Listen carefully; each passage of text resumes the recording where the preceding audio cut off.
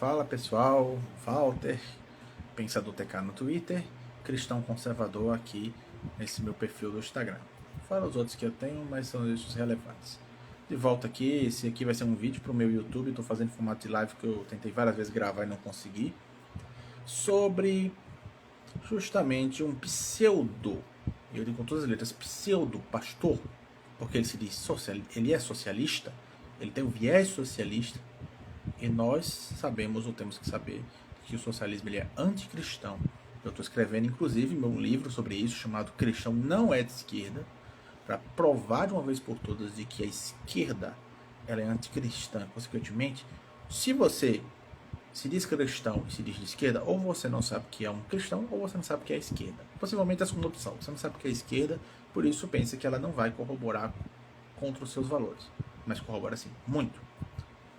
Entre em contradição completa.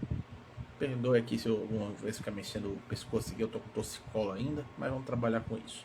Enfim, eu vou estar mostrando o vídeo desse pastor, mostrando para vocês que mesmo que ele não fale abertamente nada, socialismo, não fale de Marx, mas ele fala o viés marxista e socialista do começo ao fim.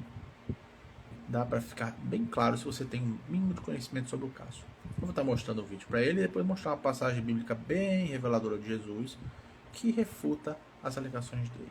Então vamos alternar a tela, me desculpe que está tremendo porque eu não consegui o fixador aqui do celular, mas vamos trabalhar com o que a gente tem, né?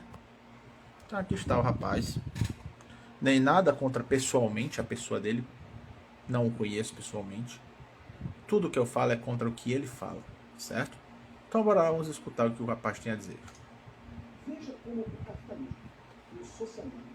Peraí, deixa eu aumentar o volume aqui para vocês escutarem melhor. Com base numa mesma teoria, chegaram a conclusões diferentes. Quer dizer, num ponto, eles estão de mãos dadas. No outro, se separam. A teoria da propriedade privada foi usada. Bora lá. Primeiro é o erro dele. Ele coloca o socialismo e o capitalismo como se estivessem de mãos dadas. O que vocês têm que entender é o seguinte. Enquanto que o capitalismo é um sistema da realidade, porque toda essa questão de lucro, propriedade privada, essas coisas não foram criadas por ninguém. Foram entendidas, o pessoal foi compreendendo como elas funcionavam com o tempo, mas desde o início da Bíblia isso já existia, tá? Muito antes de pensador X, Y, Adam Smith, ou quem quer que seja, que eles possam querer alegar que são pensadores capitalistas, tá? Enquanto que o socialismo foi criado a partir de Marx, tá?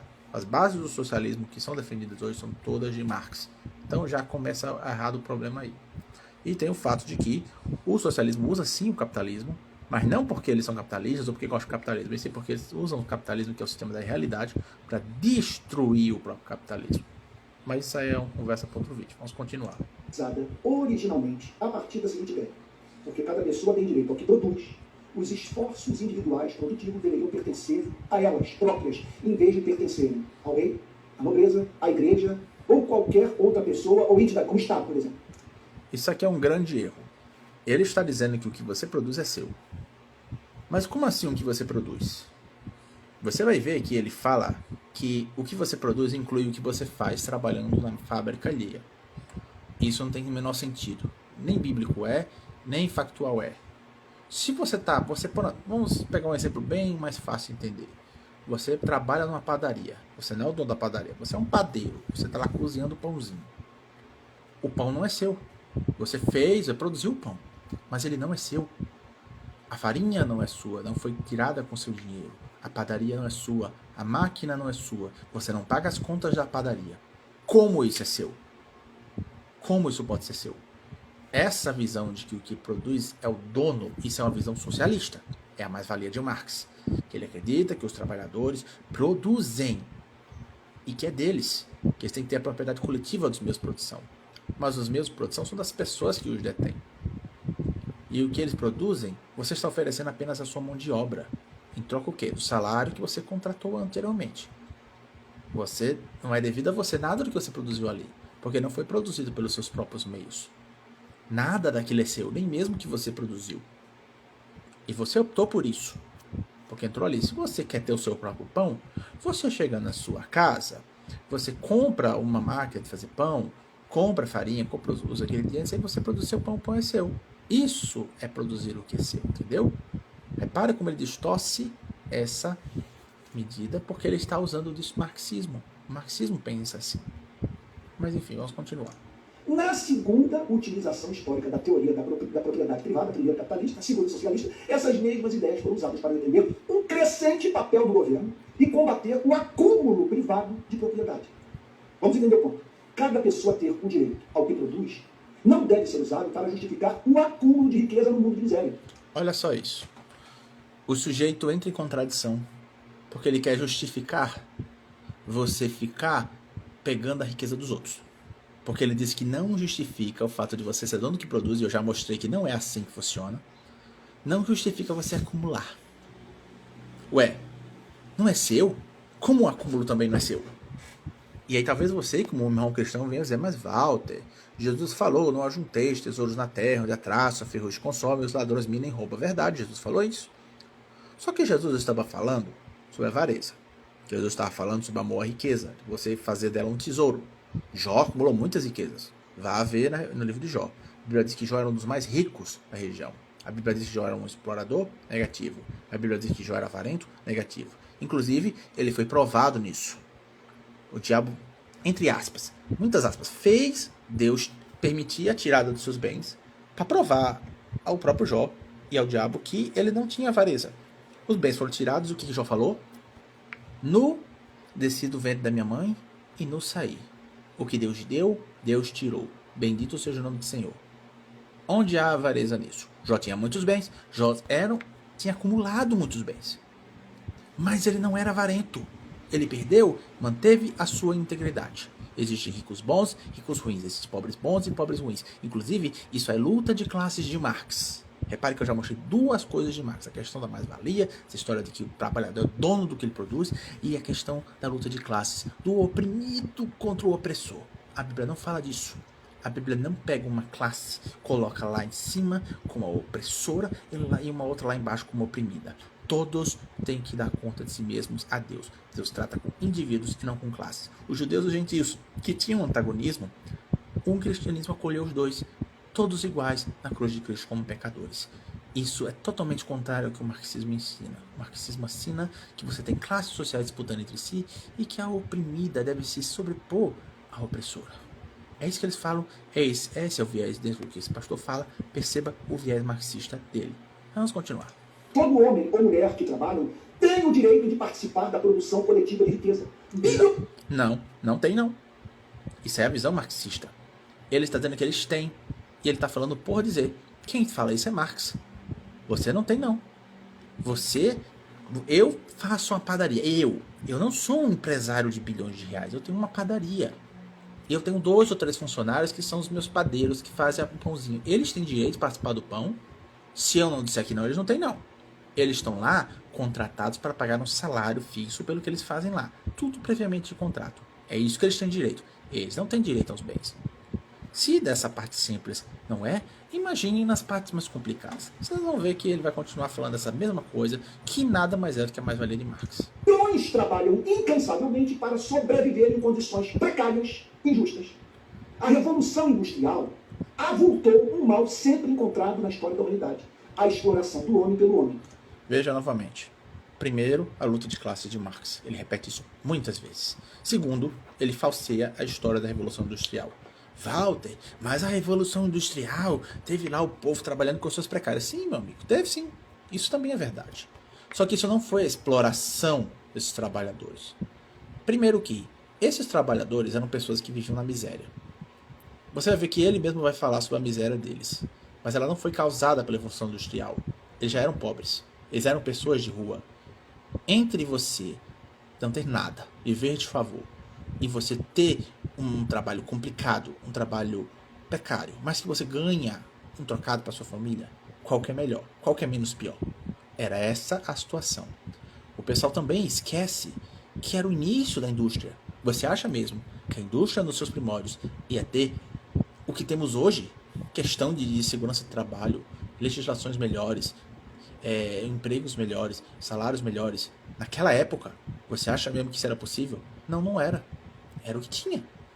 Então, repara como ele falsifica a história em prol da sua narrativa de luta de classe. Ele vai continuar falando isso. onde estava o direito de propriedade tão defendido pelos capitalistas em fábricas nas quais seres humanos trabalhavam em condições insalubres, dedicados a tarefas enfadonhas, repetitivas, mecânicas, a fim de, ao final do dia, voltarem para os seus cortiços para sobreviver com os parcos salários que recebiam. Repara, eles vão voltar para os seus cortiços, ou seja, já moravam em cortiços. Não foi a Revolução Industrial que colocou eles em cortiços. Eles já moravam em cortiços. Talvez até pior, talvez eles nem morassem em cortiços, morassem na rua. Então, olha a distorção desse sujeito.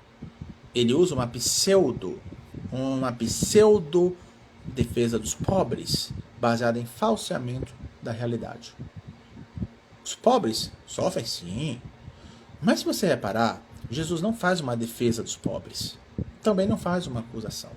Os pobres são seres humanos. Jesus, por exemplo, naquela referência onde ele fala sobre ele fala não, um dos evangelhos fala sobre a mulher que derramou lá o perfume rico e caro lá nos pés de Jesus, e depois correu com os cabelos. Depois não, são duas situações, tem uma que é Maria, irmã de Lázaro, e outra é uma moça que não se identifica o nome dela. O cara lá fala, podia ser situado aos pobres. O que Jesus fala? Meu filho, os pobres você sempre terão com você, mas a mim nem sempre. Jesus não chegou, é verdade, coitadinho dos pobres. Não, meu filho, se você quer pobre para ajudar, você sempre vai ter. Jesus falou duas verdades aqui. Primeiro, pobre não é coitadinho de você toda vez que poderia ajudar o pobre e não ajudou, coitadinho do pobre. Segunda coisa, sempre haverá pobreza. Jesus categorizou, ele falou, pobre sempre terei convosco. E aí é outra discussão sobre por que os pobres sempre estarão convosco. Mas o fato é que Jesus disse isso. Então, você enobrecer o pobre, a pobreza do pobre, é puro marxismo. Você dizer que o oprimido é bonzinho. Tem pobre ruim, tem pobre avarento. Você acha mesmo que a avareza é porque a pessoa tem riqueza? A pessoa pode não ter quase nada e ser avarento. Você é o pobrezinho, mas ele se é apegado ao pouco que ele tem amor ao pouco que ele tem. E aí, como é que fica? E quando você tem ricos como Jó, tem outros exemplos de que eles não são apegados aos bens materiais, ele não tem tesouro aos bens materiais. Se ele perder, ele não vai morrer. Ele vai ficar triste, claro. Ele vai passar por penúrias, mas ele não vai realmente amaldiçoar Deus, sair da fé. Ele não vai mostrar que teve avareza, porque ele não é avarento. Mas enfim, continuemos. A pauperização da classe trabalhadora passou a ser vista como uma violação do direito de propriedade. Olha só, ele disse que houve uma pauperização. Não, eu repito pela enésima vez, essas pessoas já eram pobres. Elas não foram pauperizadas, elas já estavam pobres. Você, amigo, você só não nasce pobre se você nasce em uma família que previamente enriqueceu, ou prosperou pelo menos. Porque normalmente todo ser humano nasce nu. Como o próprio já disse, nu, cheguei, saí do ventre da minha mãe. Você sai sem nada, meu filho, nesse mundo. Você entra nesse mundo sem nada e sai sem nada também. Então, quando você sai e tem alguma coisa, não é porque você tem, é porque seus pais tiveram. E se seus pais tiveram e não foi obtido por roubo, sei lá, traficaram drogas, ganharam dinheiro, que no geral não é o que acontece, eles prosperaram, eles trabalharam para conseguir o dinheiro. Então, repare que não tem essa história de pauperização. Quem acredita que as pessoas são empobrecidas pela exploração, trabalho, são justamente os marxistas.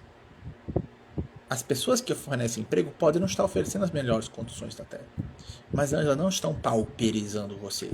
Isso é um engodo. Como pode uma pessoa produzir aquilo que não pode comprar? Aí olha só isso. Produzir aquilo que não pode comprar. Quer dizer, meu senhor, que você está numa fábrica de turbina de avião. Você tem que necessariamente ter que comprar isso. Você tem que ganhar uma fortuna porque você faz uma turbina de avião. Você precisa de uma turbina de avião. Você está numa fábrica de carros. Você tem que ter um carro. Ninguém necessariamente precisa ter carro. Eu tenho um carro simples, claro, mas tenho. Mas já vi vários comentários falando comigo para milhares que eu podia vender meu carro. Até porque ele está dando muito custo. Tem gente que anda de ônibus. É até melhor para essa pessoa. Dependendo da sua rotina, carro não é necessário. Então veja. Essa velha cultura de que você tem necessariamente produzir e ter aquilo que você produz não tem nada a ver. Até porque eu já mostrei que a produção não quer dizer que você tem posse daquilo. Você está usando os meios de outros. A fábrica não é sua. Você não paga os custos dela. Você não tem nem sequer o registro em seu nome. Porque não é seu. Então qual é o sentido de você produzir e ser seu? Repito, você quer produzir uma coisa que seja sua? Que todos os meios sejam seus. Senão, é só conversa fiada. Observe o que diz o livro de Eclesiastes no capítulo 5, versos 8 e 9, sobre esse histórico de exploração. Abre aspas. Se você notar em alguma província opressão de pobres e roubo em lugar do direito e da justiça, não fique admirado com isso. Porque o que está num posto elevado tem acima de si outro mais elevado que o explora. E sobre estes ainda outros mais elevados que também exploram. O proveito da terra é para todos, até o rei se serve do campo. Então, nessa questão. Olha só isso. Ele pegou Eclesiastes 5.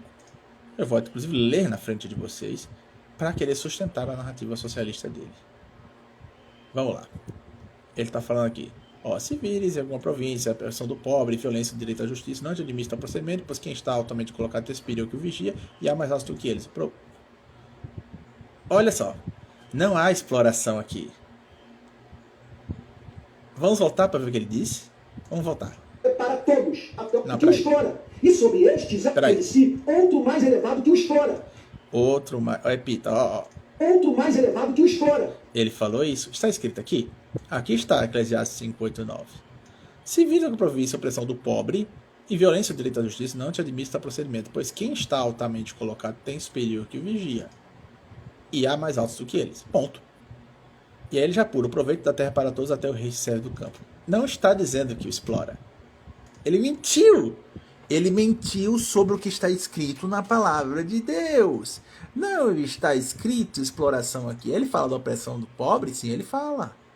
Mas ele não está dizendo que é o que está acima dele que está fazendo isso. E não disse em nenhum momento que está em cima também está. Aí ele fala, aproveita a terra para todos até o rei se serve do campo. Beleza, show, é verdade. Mas isso não quer dizer o que eles estão dizendo. É simplesmente o fato de que a terra, você tem a terra, o planeta, você tem tudo que é produzido, é proveito para todos sim. Só que não quer dizer que você é dono. Eu não posso, por dizer, a terra é de todos, chegar lá e roubar, tirar bens de agricultura, porque supostamente é para todos. Não foi isso que foi dito. Repara a distorção grotesca. E sobre estes ainda outros mais elevados que também exploram. Que também exploram, vê? Mas aqui, está escrito explora aqui, ó. Não. Pastorzinho, pego na mentira. E quem que é o pai da mentira? Vamos continuar. O proveito da terra é para todos, até o rei se serve do campo. Então, nessa disputa, nós precisamos saber que lado escolher. Não é cristão ser injusto com o empreendedor. Praticar injustiça contra aquele que prosperou. Olha só que engraçado. Todo o discurso dele foi contra o empreendedor. Só que ele sabe que o empreendedor, como eu usei o exemplo, pode ser o dono da padaria. Ele não é um industrial de bilhões de reais, ele é só dono de uma padaria. Se ele tiver um faturamento de 10 mil reais, é muito. Com certeza será muito menos.